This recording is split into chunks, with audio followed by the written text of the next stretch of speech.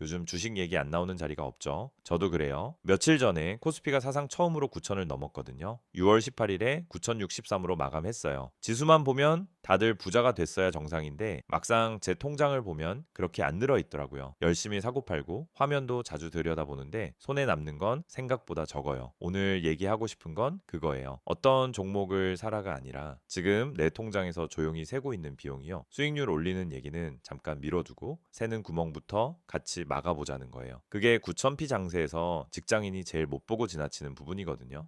먼저 올해부터 바뀐 게 하나 있어요. 모르고 계신 분이 의외로 많아요. 작년까지만 해도 코스피 주식은 팔 때 거래세가 0%였어요. 그러니까 안 붙었던 거예요. 그런데 2026년 1월 1일부터 코스피 증권 거래세가 0%에서 0.09%로 다시 붙기 시작했거든요. 0.09%면 별것 아니네 싶으시죠? 저도 처음엔 그렇게 생각했어요. 그런데 이게 끝이 아니에요. 진짜 부담은 이 0.09%가 아니거든요. 다음 장에서 같이 볼게요.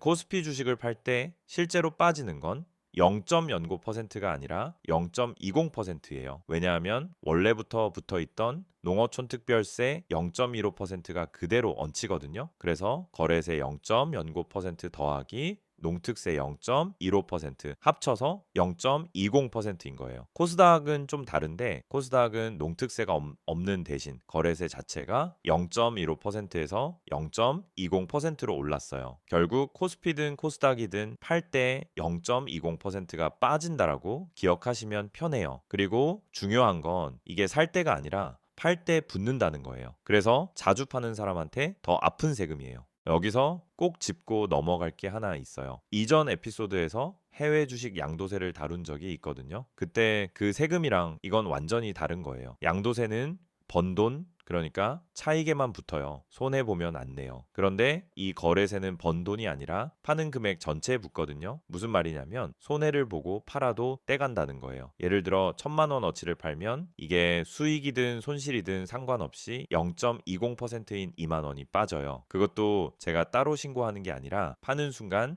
자동으로 먼저 떼고 나머지가 계좌에 들어와요. 그러니까 낸 줄도 모르게 세는 거예요. 매도 금액 1,000만 원이면 998만 원이 입금되는 시기죠. 이 2만 원이 바로 우리가 오늘 쫓아갈 돈이에요.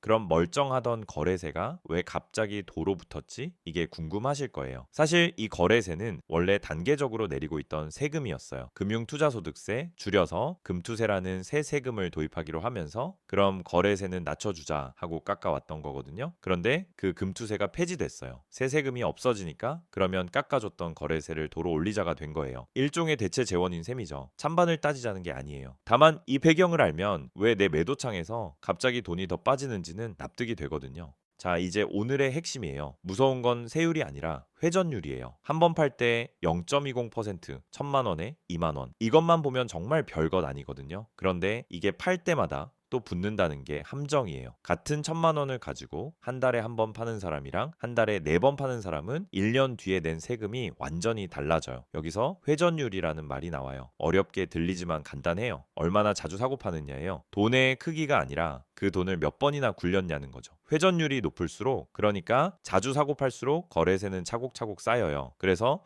세율이 아니라 회전율이 통장을 턴다고 하는 거예요.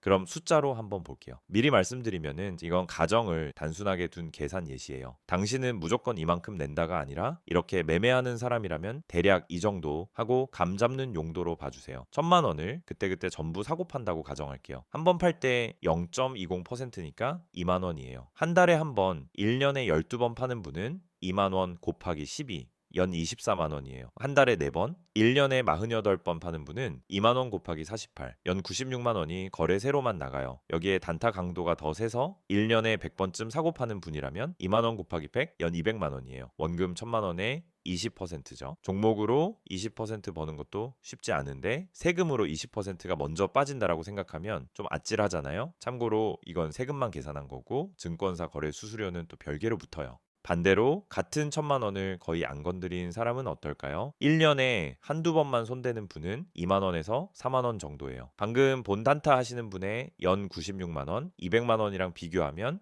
거의 안 낸 거나 마찬가지죠. 똑같은 돈, 똑같은 세율인데 결과가 이렇게 갈려요. 차이를 만든 건 종목이 아니라 회전율이거든요. 그래서 덜 사고 팔수록 새는 세금이 n분의 1로 줄어든다는 게 오늘의 핵심이에요. 수익률을 손대지 않고도 매매 횟수만 줄여도 통장에 남는 돈이 달라지는 거예요. 그래서 종목 추천은 없고요. 대신 새는 비용을 막는 세 가지만 같이 정리해 볼게요. 첫째, 매매 횟수 자체를 한번 의식해 보는 거예요. 한 달에 몇 번이나 사고 팔았는지 세어보면 생각보다 많아서 놀라는 분이 많거든요. 둘째, 잦은 손절이나 뇌동매매를 줄여보는 거예요. 조금 빠졌다고 팔고 올랐다고 따라 사고 그 한 번 한 번이 다 0.20%씩 새는 자리예요. 셋째, 불필요한 갈아타기를 줄여보는 거예요. 거래세는 파는 순간에만 붙으니까 비슷한 걸로 자꾸 옮겨 타면 그때마다 비용이 나가거든요. 이건 사람하라가 아니라 굳이 안 팔아도 될 걸 팔고 있진 않나 한번 돌아보자는 얘기예요. 오늘 하고 싶었던 말은 딱 하나예요. 9,000P라고 단타 늘리기 전에 내 회전율부터 한번 보자는 거예요. 수익률은 내 맘대로 안 되지만 매매 횟수는 내가 줄일 수 있잖아요. 0.20%한 번엔 작아 보여도 자주 쌓이면은 통장이 새는 자리가 되거든요. 세율이 아니라 회전율이라는 말 이것만 기억하셔도 오늘 시간 아깝지 않으실 거예요. 이런 새는 비용 막는 얘기 앞으로도 같이 챙겨보고 싶으시면은 구독이랑 좋아요 눌러주시고 알림 설정도 해두시면은 다음 편에서 또 뵐 수 있어요. 오늘도 끝까지 봐주셔서 고마워요.